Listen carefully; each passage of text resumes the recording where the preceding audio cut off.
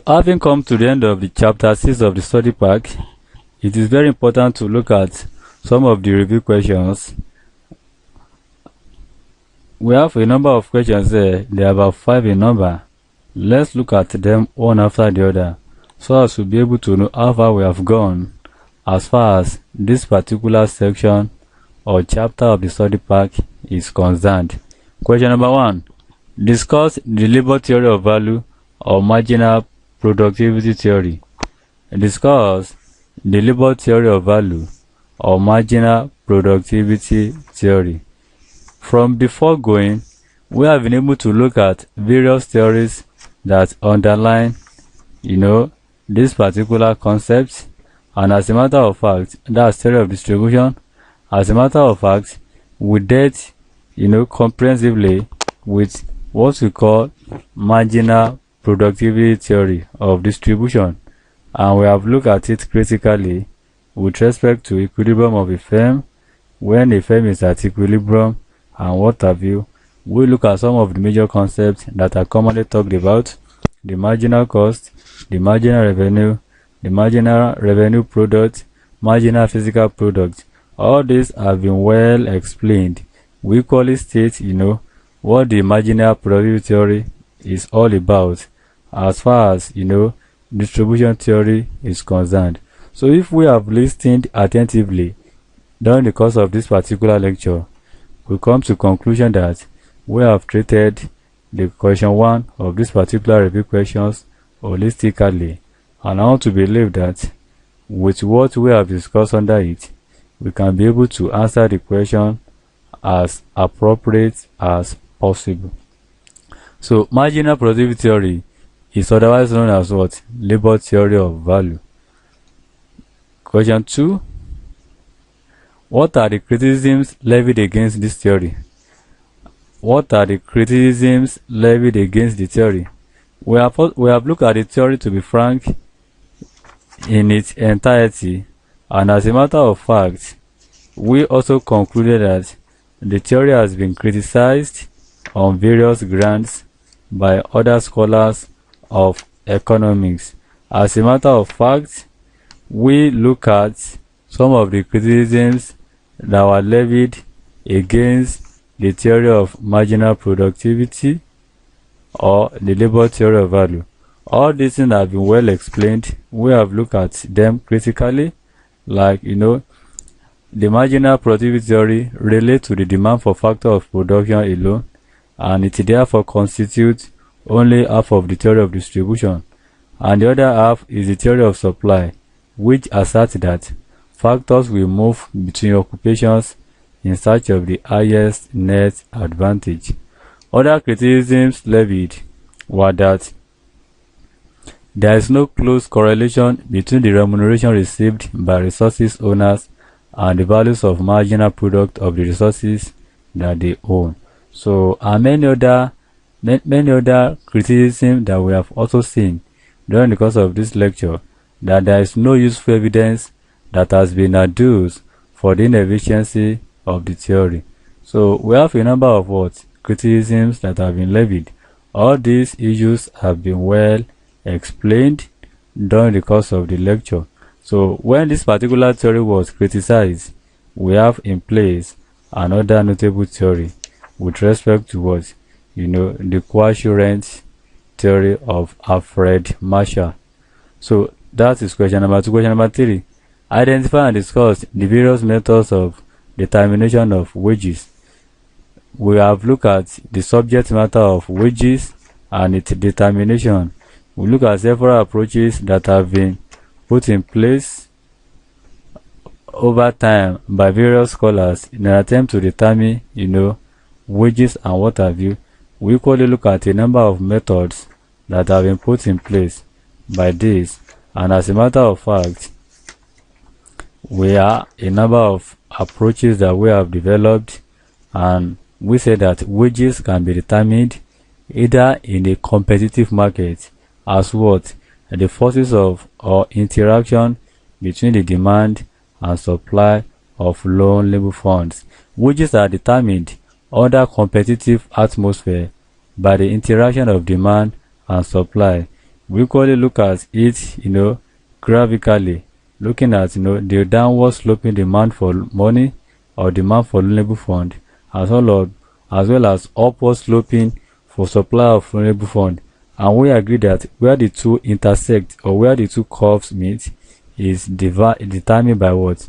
The wage rate that is paid to labor. So determination of wages when labor is sold competitively but bought monosonically. And this is a market where there is only one buyer of a particular product. So briefly discuss the formation of trade unionism. Trade unionism too, we have also, this is another topic we look at under this particular chapter. We define trade unionism, how it is being recognized and formed. All these are well explained. Some of the disadvantages of formation of trade unionism, either to the employers, to individuals as a whole. All these have been well explained during the course of the lecture. Then finally, what are the major weapons used by workers to demand for their rights other than the use of strike actions? So we equally look at a number of weapons which workers or unions can employ in an attempt to fight for their rights with the management or employers, as the case may be. We have the strike, we have picketing, we have boycotting, which could be primary boycotting or secondary boycotting, and so on and so forth. We equally have work to rule and many others. All these are some of the weapons that can be employed by workers in order to demand for their rights as a result of what? The prevailing terms and conditions of employment. All these are some of what we have considered as far as this chapter or section is concerned. So with this now, we want to believe that with the comprehensive lecture we have had on the subject matter of theory of distribution, we want to believe that any question that comes, we'll be able to give appropriate answers to them. So with this, we have come to the end of the review questions, and ultimately we have equally come to the end of the chapter 6 of the study pack of advanced economics, which was said to be devoted to theory of distribution. Thank you.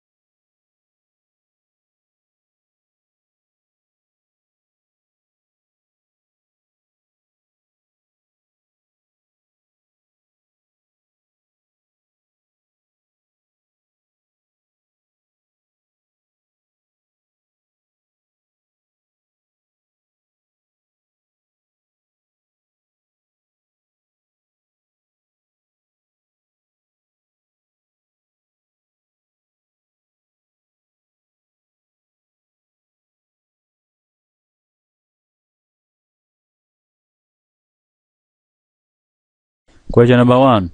Discuss the labor theory of value or marginal productivity theory. Discuss the labor theory of value or marginal productivity theory.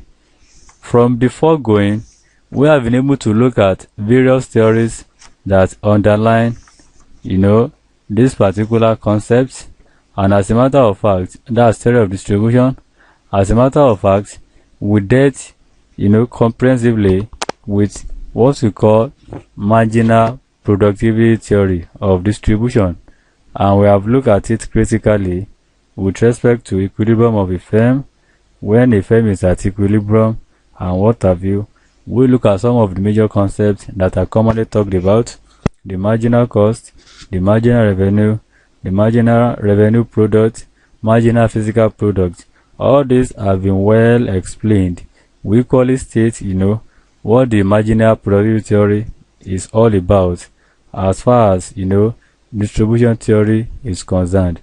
So if we have listened attentively during the course of this particular lecture, we come to conclusion that we have treated the question 1 of this particular review questions holistically, and I want to believe that with what we have discussed under it, we can be able to answer the question as appropriate as possible. So marginal productivity theory is otherwise known as what? Labor theory of value. Question 2. What are the criticisms levied against this theory? What are the criticisms levied against the theory? We have looked at the theory, to be frank, in its entirety, and as a matter of fact, we also concluded that the theory has been criticized on various grounds by other scholars of economics. As a matter of fact, we look at some of the criticisms that were levied against the theory of marginal productivity or the labor theory of value. All these things have been well explained. We have looked at them critically, like, the marginal productivity theory relates to the demand for factor of production alone, and it therefore constitutes only half of the theory of distribution, and the other half is the theory of supply, which asserts that factors will move between occupations in search of the highest net advantage. Other criticisms levied were that there is no close correlation between the remuneration received by resources owners and the values of marginal product of the resources that they own. So, and many other criticisms that we have also seen during the course of this lecture, that there is no useful evidence that has been adduced for the inefficiency of the theory. So we have a number of criticisms that have been levied. All these issues have been well explained during the course of the lecture. So when this particular theory was criticized, we have in place another notable theory with respect to the coassurance theory of Alfred Marshall. So that is question number 2. Question number 3. Identify and discuss the various methods of determination of wages. We have looked at the subject matter of wages and its determination. We look at several approaches that have been put in place over time by various scholars in an attempt to determine, wages and what have you. We equally look at a number of methods that have been put in place by this, and as a matter of fact, we are a number of approaches that we have developed, and we say that wages can be determined either in a competitive market as the forces of or interaction between the demand and supply of loan labor funds. Wages are determined under competitive atmosphere by the interaction of demand and supply. We equally look at it, graphically, looking at the downward sloping demand for money or demand for loan labor fund, as well as upward sloping for supply of loan labor fund. And we agree that where the two intersect or where the two curves meet is determined by the wage rate that is paid to labor. So determination of wages when labor is sold competitively but bought monosonically. And this is a market where there is only one buyer of a particular product. So briefly discuss the formation of trade unionism. Trade unionism too, we have also, this is another topic we look at under this particular chapter. We define trade unionism, how it is being recognized and formed. All these are well explained. Some of the disadvantages of formation of trade unionism, either to the employers, to individuals as a whole. All these have been well explained during the course of the lecture. Then finally, what are the major weapons used by workers to demand for their rights other than the use of strike actions? So we equally look at a number of weapons which workers or unions can employ in an attempt to fight for their rights with the management or employers, as the case may be. We have the strike, we have picketing, we have boycotting, which could be primary boycotting or secondary boycotting, and so on and so forth. We equally have work to rule and many others. All these are some of the weapons that can be employed by workers in order to demand for their rights as a result of what? The prevailing terms and conditions of employment. All these are some of what we have considered as far as this chapter or section is concerned. So with this now, we want to believe that with the comprehensive lecture we have had on the subject matter of theory of distribution